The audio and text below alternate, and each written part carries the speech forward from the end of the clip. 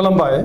बेयो बड'लेण्ड इंखं टेलिभिजन दिनै 25 मे 2022 बुधबार खालि सानसेनि बरादखौ नोंथांमोननि खाथियाव लाबोदों आं सदानन्द दैमारिया।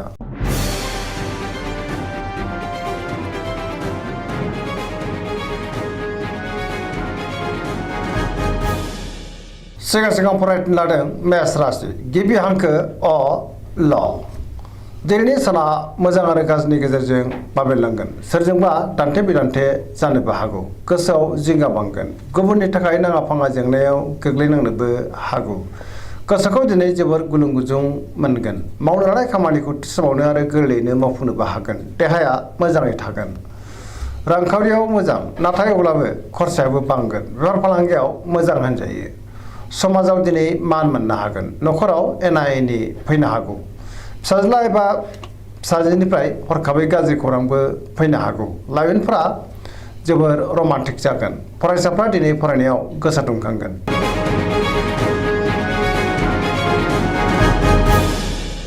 वृष राशि गिबि हांखो इ उ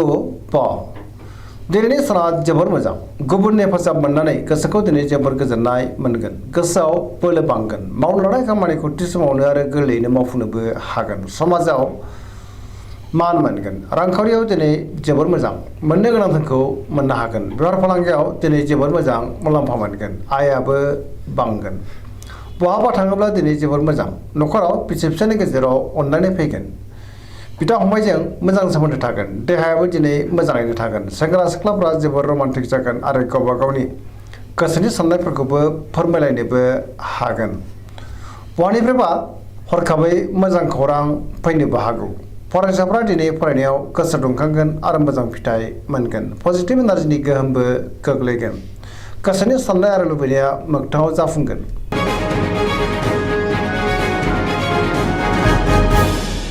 मिथुन राशि गिबि हांखो क स दिनैनि साना जोबोर मोजां पजिटिभ एनार्जिनि गोहोम गोग्लैगोन गोसोखौ दिनै जोबोर गोजोननाय मोनगोन जेरावबो देरहासार जागोन गोबां खामानिखौ मावफुंनो हागोन देहाया मोजाङैनो थागोन रांखावरियाव दिनै जोबोर मोजां बेफार फालांगियावबो जोबोर मोजां मुलाम्फा मोनगोन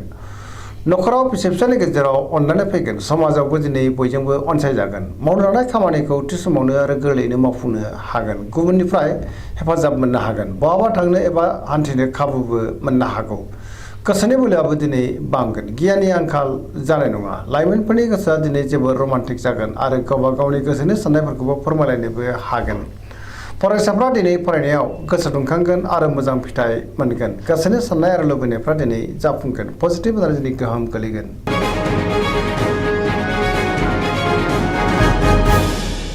कर्कट राशि गिबि हांखो ड ह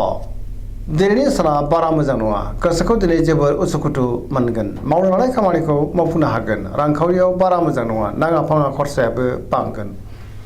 बेफार फालांगियाव बारा मोजां नङा आयनिख्रुइ दिनै खरसायासो बांसिन जानो हागौ मोननो गोनांफोरखौबो दिनै मोननो गोब्राब जागोन देहाया मोजाङै थागोन अब्लाबो नाथाय जानाय लोंनायाव सांग्रां जानांगोन गुबुननि हेफाजाबखौ मोनगोन गुबुननि गोसोखौ बोनो गोब्राब जागोन न'खराव दिनै बिसि फिसायनि गेजेराव अनलायनाय फैगोन गोसोनि साननायफ्रा जाफुंगोन समाजाव नाथाय गोरोबनानै थानो रोंनाय नङा लाइमोनफोरनि गोसोआ दिनै जोबोर आला खाला जागोन।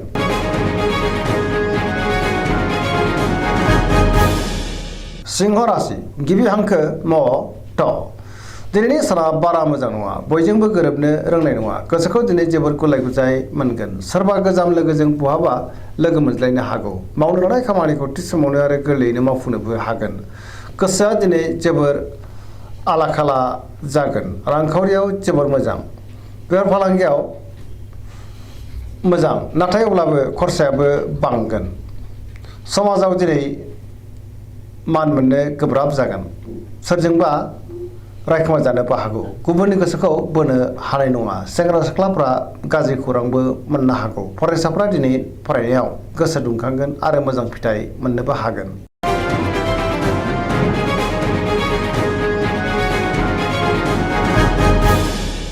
कन्या राशि गिबि हांखो प ट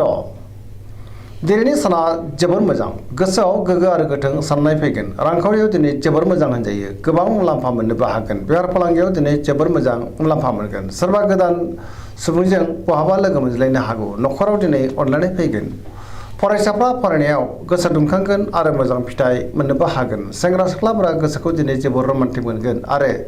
गावबा गावनि गोसोनि साननायखौबो फोरमायलायनोबो हागोन समाजावबो दिनै मान मोननो हागोन देहाया मोजाङै थागोन गोसोनि बोलोआ बांगोन गोसोनि साननायखौ दिनै गुबुननो फोरमायनो हागोन आरो गोसोनि लुबैनायफ्रा जाफुंगोन गोसोआ दिनै जोबोर गोजोनगोन पजिटिभ एनार्जिनि गोहोमबो गोग्लैगोन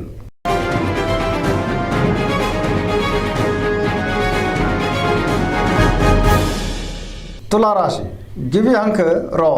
ट दिनैनि साना जोबोर मोजां नाथाय अब्लाबो सोलोनि आंखाल जानो हागौ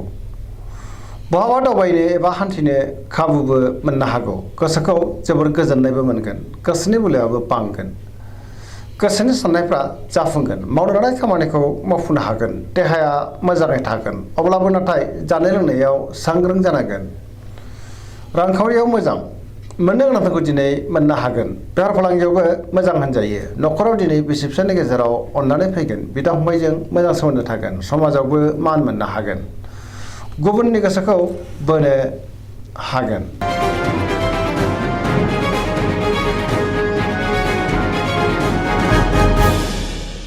वृश्चिक राशि गिबि हांखो न स दिनैनि साना जोबोर मोजां गोसोनि बोलोआ बांगोन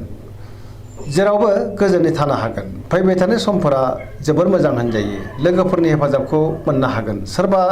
लोगोजों बाखनाय जानोबो हागौ गोसोआव गोग्गो आरो गोथों साननाय फैगोन मावनो लानाय खामानिखौ थि समावनो आरो गोरलैयैनो मावफुंनोबो हागोन गोसोनि बोलोआ बांगोन समाजाव गोबां मान मोननो हागोन न'खराव दिनै बिसि फिसायनि गेजेराव अननानै फैगोन रांखावरियाव जोबोर मोजां होनजायो गोबां धोन आरजिनोबो हागोन बेफार फालांगियाव दिनै जोबोर मोजां मुलाम्फा मोनगोन मोननो गोनांखौबो दिनै मोननो हागोन देहाया मोजाङै थागोन गुबुननि थाखाय गोबां मोजां खामानि मावनानै होनोबो हागोन फरायसाफ्रा दिनै फरायनायाव गोसो दुंखांगोन आरो मोजां फिथाइ मोननोबो हागोन पजिटिभ एनार्जिनि गोहोमबो गोग्लैगोन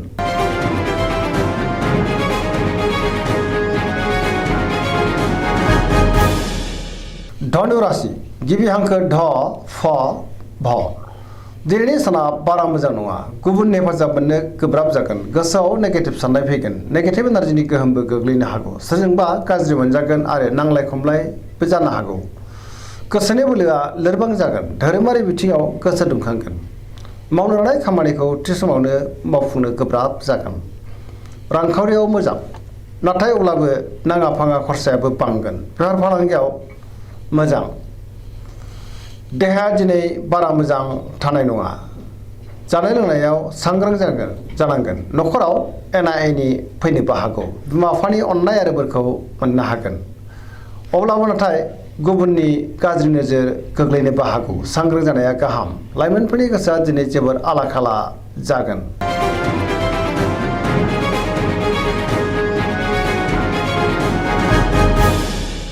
मकर राशि गिबि हांखो ख ज दिनैनि साना जोबोर मोजां बयनिफ्रायबा मोजां खौरां फैनो हागौ गोसोखौ दिनै जोबोर गोजोननायबो मोनगोन देहायाबो मोजाङैनो थागोन गोसोनि साननायफ्रा जाफुंगोन रांखावरियाव दिनै जोबोर मोजां मोननो गोनांफोरखौ मोननो हागोन आरजिनाय धोनखौबो दोनथुमनो हागोन बेफार फालांगियाव दिनै जोबोर मोजां मुलाम्फा मोनगोन बहानिफ्रायबा मोजां खौरां फैनोबो हागौ सोरजोंबा बाख्नाय जानोबो हागौ मावनो लानाय खामानिखौ थि समावनो आरो गोरलैयैनो मावफुंनोबो हागोन पजिटिभ एनार्जिनि गोहोमबो गोग्लैगोन लाइमोनफोरनि गोसोआ दिनै जोबोर रमान्टिक जागोन आरो गावबा गावनि गोसोनि साननायफोरखौबो फोरमायलायनोबो हागोन फरायसाफ्रा दिनै फरायनायाव गोसो दुंखांगोन आरो मोजां फिथाइ मोननोबो हागोन धोरोमारि बिथिङावबो दिनै गोसो दुंखांगोन गुबुननि अनसायनाय मोनगोन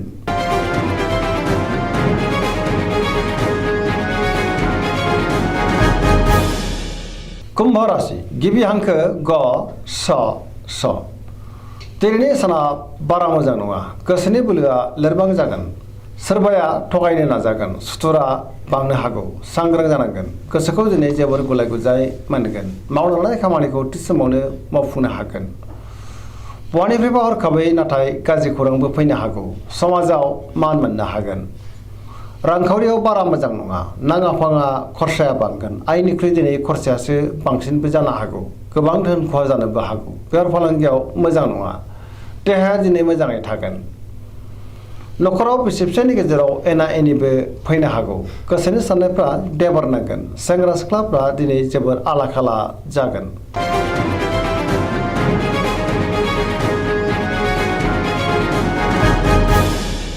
मीन राशि गिबि हांखो ड स। दिनैनि साना जोबोर मोजां, माबा मोनसे मोजां खौरां मोननोबो हागौ, गोदान बिबान मोननो एबा रुजुननांनोबो हागौ, गोसोखौ जोबोर गोजोननायबो मोनगोन, गोसोनि बोलोआ बांगोन, देहाया दिनै मोजाङैनो थागोन।